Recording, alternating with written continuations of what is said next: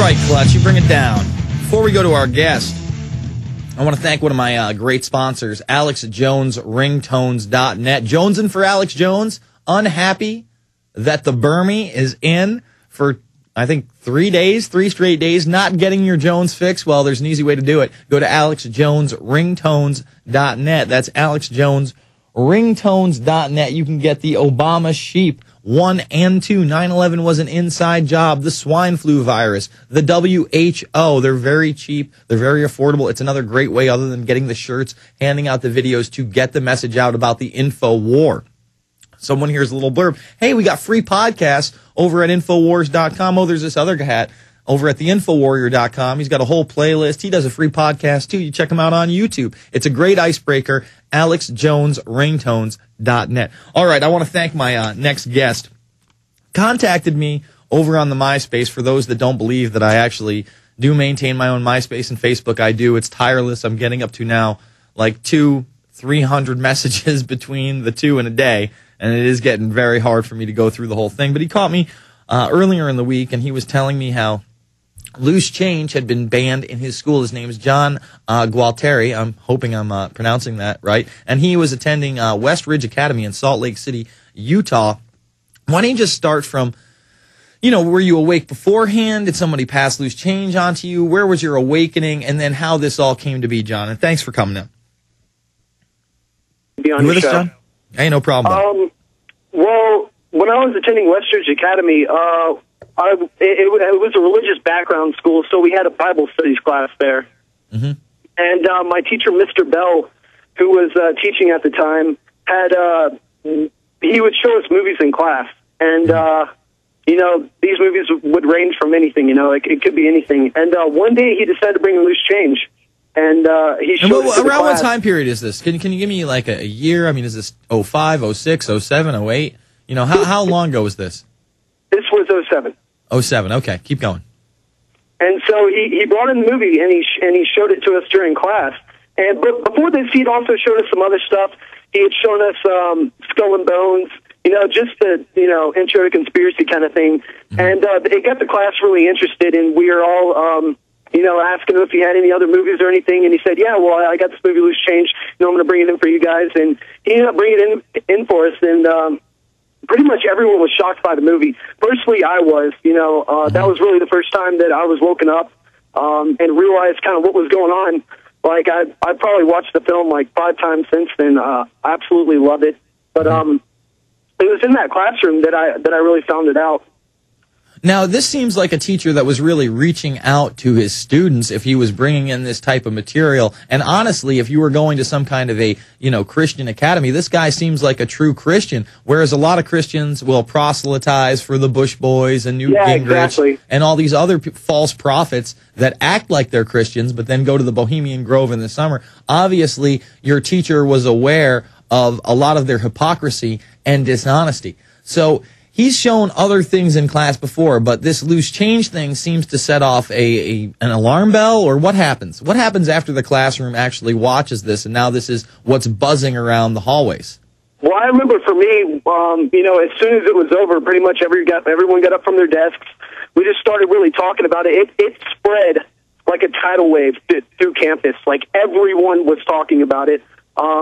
And it was really one of those things. It was kind of a protected environment. This school, it was LDS, and I'm personally not LDS, which is Mormon. And a lot of the Mormons do have very conservative views. They really don't, question their government at all, which was odd for this guy because he was Mormon, and he did show us this film. But teachers started hearing about it. I personally started talking to teachers about it. I was talking to my friends about it, just everyone, and pretty much trying to get the word out to everybody. But it definitely got around fast to even those who didn't watch it.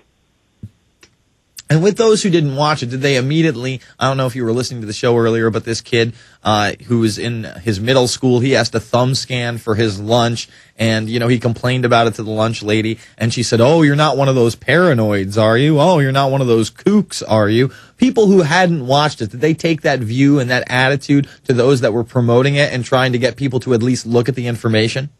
Oh, yeah, definitely. I mean, they were definitely skeptical of it. just because it was a small class. It was only about 11 people. The school had about 150 to 200 kids, and pretty much anybody who hadn't seen it was interested, or they really didn't care, or they thought that it was just a stupid movie. And and then should I start going into how it actually got banned? Yeah, I want to get into that in a second, but when you say that you were in a class of 11 kids, now is this an all-day class? Is this somebody you're going to periods in? I mean, you said it was in 2007, so what, were you a junior or a senior? I was actually a senior. You were a senior. Okay, so is this the structure where you have 8 periods a day, and this was just like one of those periods, and he was showing it to multiple classrooms? It was actually 4 periods a day that changed. 4 periods one day, 4 periods the next, different 4 periods the next day. Okay, so in other words, he was showing this more than just your class. He probably spent a day showing this to several classes. Yeah, he probably showed it to even at least 2 or 3 classes. Okay. But still, at the same time, that doesn't cover the whole of campus. There was still a lot of people who hadn't seen it because most of the kids, some of the kids there were Mormons, so they weren't required to take the Bible studies class because that was the Christian class for those who weren't Mormon. Oh, I gotcha. Well, it is interesting, the whole Mormon thing. A lot of people like to bash on Mormons, and personally, I don't like to go after organized religion as a whole. But, one of the Mormons that I think is a true hero in this 9/11 Truth movement is, of course, Dr. Stephen Jones, who makes an appearance in Loose Change Final Cut. Yes, I was actually looking at that, and BYU had actually had a hearing case on him, and I actually tried to contact BYU about that because it was like an attack on freedom of speech. I don't know if you've looked into that, but BYU had a problem with him talking about that. Oh, yeah, they actually they forced him into early retirement. I've had several dinners with Dr. Jones, interviewed him on several occasions, had him on several radio programs. I mean, the reason they really attacked him, not only because he was very open and honest about what he thought, he had actually done the experimentation that was disproving that the molten metal that was falling from the towers was aluminum and a mixture of furniture and office supplies, as the debunkers would have us believe. He was disproving the fireball theories all the way down. He was showing that the molten metal could only be caused in an environment of 2,700 degrees and higher. And he came up with the thermite-thermate hypothesis, which to this day is probably the best hypothesis out there. And this newest paper that just came out 3 or 4 months ago shows unexploded nanothermite particles within the dust at the World Trade Center. So he is an anti-establishment individual that I think is taking not only his religion to heart, but his country to heart, showing that dissent is the biggest form of patriotism. Big ups to Stephen Jones. So let's start getting into how this Mr. Bell gets reprimanded and ultimately fired for this film. Well, basically, this happened after not too long after they banned the movie. And I just want to go into. I had actually talked to my buddy today because he was at the institution longer than I was. Mm-hmm. He said that most of the teachers there were, in fact, had some type of military background, mm-hmm. had served. In fact, the headmaster of the school, his name's Paul Keene. I contacted him today just to make sure that I had right what he did. He is a military police officer, and he's getting deployed this Monday. But he was the one who had heard. He had heard about it from other students that would come up to him and talk to him about it, and this caused a lot of controversy. I just remember. I actually had a copy, and I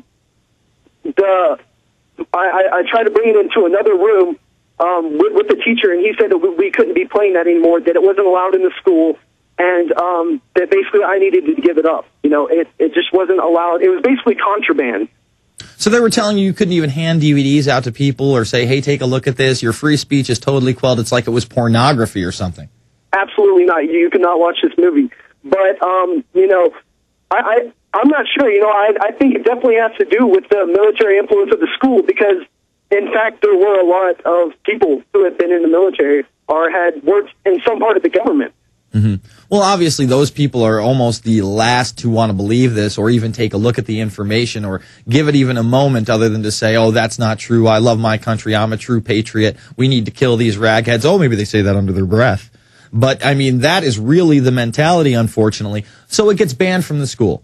Now, you're not allowed to hand it out. You're not allowed to have it. It's contraband. It's like having, marijuana or pornography or, or a weapon. It's absolutely ridiculous. It's a